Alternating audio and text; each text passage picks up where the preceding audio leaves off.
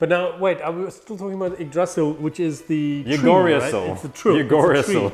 No, stop it with the Yggdrasil. There's no O. Damn it. Yggdrasil. It's the world tree. It's written right there with an O. It's the world tree. Okay, cool. It's the word tree. World tree. Welcome to Zarnia for Games and Geekery. As always, I am John, and sometimes... A deal. Yes. Sometimes a great deal. Sometimes just our regular deal. Just a small deal. Tiny deal. Anyway, enough frivolity and nonsense. It's the end of the world. Ragnarok. Ragnarok, indeed. Has arrived. The Norse apocalypse has arrived and is descending upon this small island. You know, we've got it in front of you, and it is just chock full of Viking and Norse warriors. I feel like it's not to scale, though. Not to scale. No, maybe. This It's guy supposed is to be a like fire a whole giant. realm. This is your classic dudes on a map game. Adhil, what's the name of the game, and what are these dudes doing? Blood Rage! No, but the name of the game. Blood Rage! Anyway, the game is Blood Rage, and, It is. and I'm scared for my life. You should be.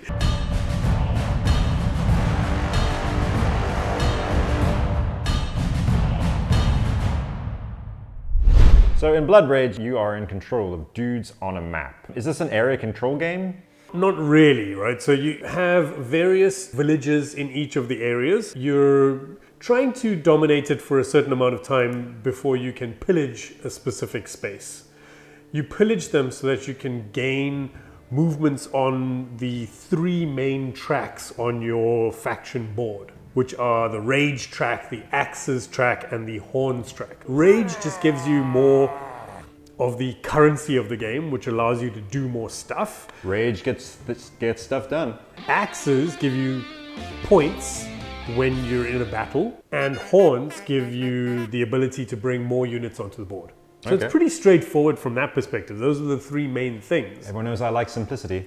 What you're trying to do is to try and maximize your number of points through these tracks, but also through in-game points as well. So there's certain things you can do apart from just battling. You can also gain points when you lose some of your units. When your guys die, they go to Valhalla, and there's certain clan upgrades that allow you to gain points when that happens. What's one turn in this game? A turn can be extremely quick. You might take just one of the actions that you're allowed. One of the main ones that you're going to be taking is to invade. So you'll invade with one of your units, you'll spend an amount of rage, you'll put them down on the board and in a specific spot, and that would be your turn. So that's invasion, right? Then you could march. So let's say I had a bunch of units and I wanted to move them to some other part of the board. I can take any number of units from one space to another space.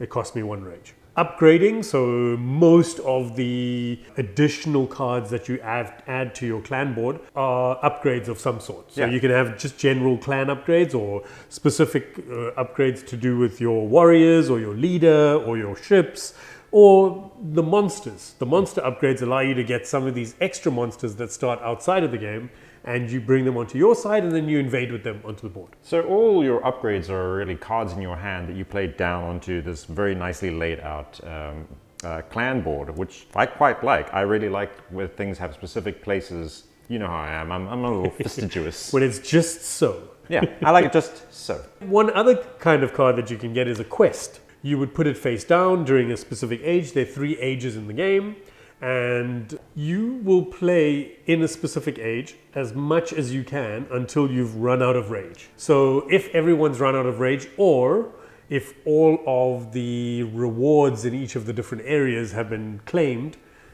that's the end of the age. Okay. So you go, I go, you go, I go, you run out of rage, I go again, I still have rage, I go again, I still have rage, I go again. You got it. Yeah, okay.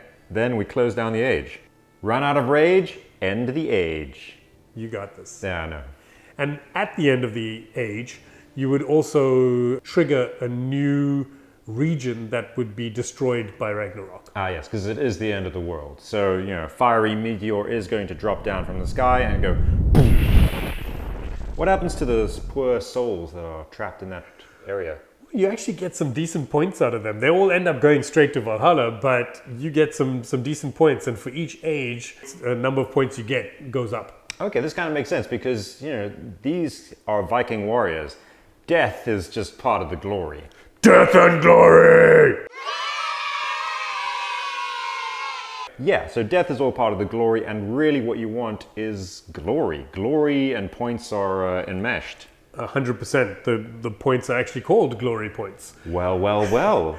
Interesting thing for me with this game, I mean, I think all of what we've just talked about is interesting and appealing, but the low-key strategy is what really drew me to this game. The reason it's called low-key strategy is because it's related to the god of mischief. It entails you losing on purpose.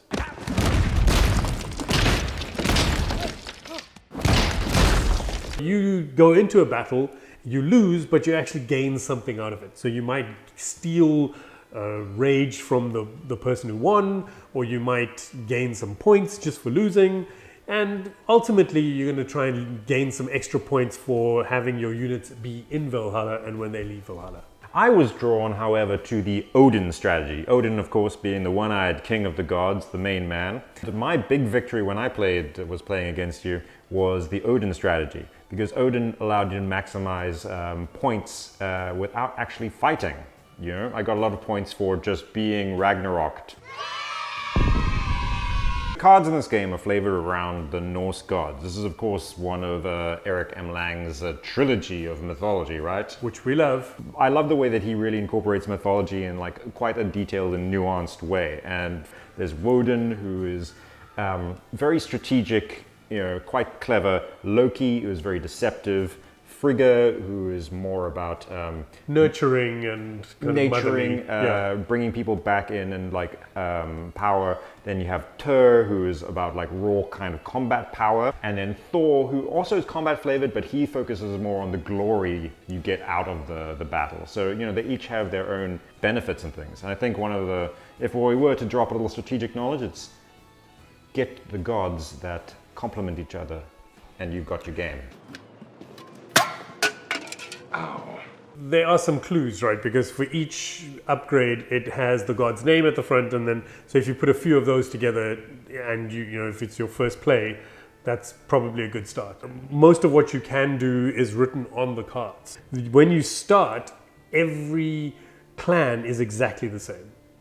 You have different molds for your figures, but actually your abilities are exactly the same. So you start from that, and as you progress through the game, you can upgrade and make it more asymmetric. The cards really drive the game, right? These are your battle cards, your quest cards, your upgrade cards that we talked about already. But the way that you gain those cards is that you will draft them. And what that means is you have a certain number in your hand, you take one, you pass them all to the next player. And you keep going until you've got 8 cards. Okay, so you've got a sense of what cards are available. You have an opportunity to choose them, but you've also got to give up a whole bunch. Absolutely. And then you know what's also being passed around, right? So what other people can see, and you get some sense for what's been taken as well. It does mean that your first few plays, you're going to be reading all these cards and you're really not that familiar with all the cards. So the first couple of plays are a learning curve, quite a steep one. As you know, this is one of the games that I've played the most in my collection. So I'm much more familiar now, even though it has been over a number of years. It's still kind of tricky to draft. So certainly I have a few cards that are my favorites that I'd like to play, but you still find yourself thinking, ooh, I wonder what that's gonna, you know, if that's the right one to take or not. So the game really doesn't overstay its welcome. The turns can be pretty quick. You know, once you know what you're gonna do. Battle is very efficient and very quick as well. All you do is you put down a card and you count up the strength of all your units, all the units that are in that particular region. They fight each other, and any losers lose all their units. All their units go straight to Valhalla. Okay, and once they're in Valhalla, you can never get them again. No, you get them next age. What? They come back. So even, especially the monsters, it's really cool because you get to use them again. Some of the monsters, one of my favorites is the troll. When he comes into play, he destroys all the warriors that are in that region. So you want him to die and then come back again in the next age. Death is a very important strategic choice depending on what gods and upgrades you have and depending on what units you have. I think that's one of the things that gives it like such incredible depth despite being quite short, quite a limited palette of actions you can take. Adhil, why is this one of your favorite games? And I know it's one of your favorite games because of our 5 fave video, link in the description. It is one of my 5 fave games, and it's the entire package. I love the mythology. The Norse mythology specifically really resonates for me. The selection of monsters is really cool. I loved painting the fire monster and the icy giant. They were amazing to paint. They have such great table presence.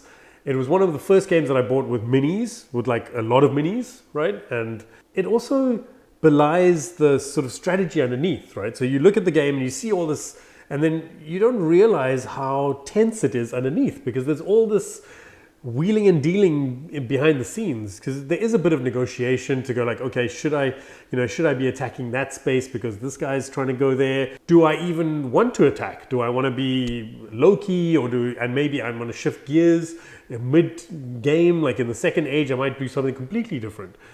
Depending on what I draft, my entire strategy could be different. So I love that you've got to have an idea of what you want to do, but then also be agile, keep it moving.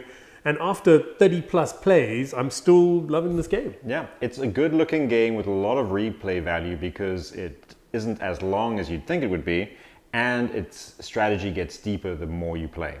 That's what I was falling in love with it. Yeah, it feels like it's supposed to be in your face and like it's this blood rage and all that. Rage! But actually, the game is a bit more subtle than that, and I love that. I love that it's a game that you can't just judge by its cover. Well, yeah, because the cover is blood rage.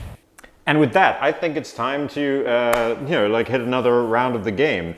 Meanwhile, please like, subscribe, and tell us about an incident in your life where you truly felt the rage. In fact, even better if it's a board game incident. Tell us about like when you played Monopoly and you had to flip the table. Yeah, all of that. That's what we want to hear about. That's the juice. I want that. Yeah, I want to hear about it. Tell us about like the family when the red mist that just descended. Yeah, and you just have to tear off your shirt and suddenly like paint yourself with tomato sauce and just go like ape shit. Took an axe to the table. Yeah, pow, kapow, kapow. We want to hear about that. Tell us about that. Thanks. Yeah, thanks. Subscribe.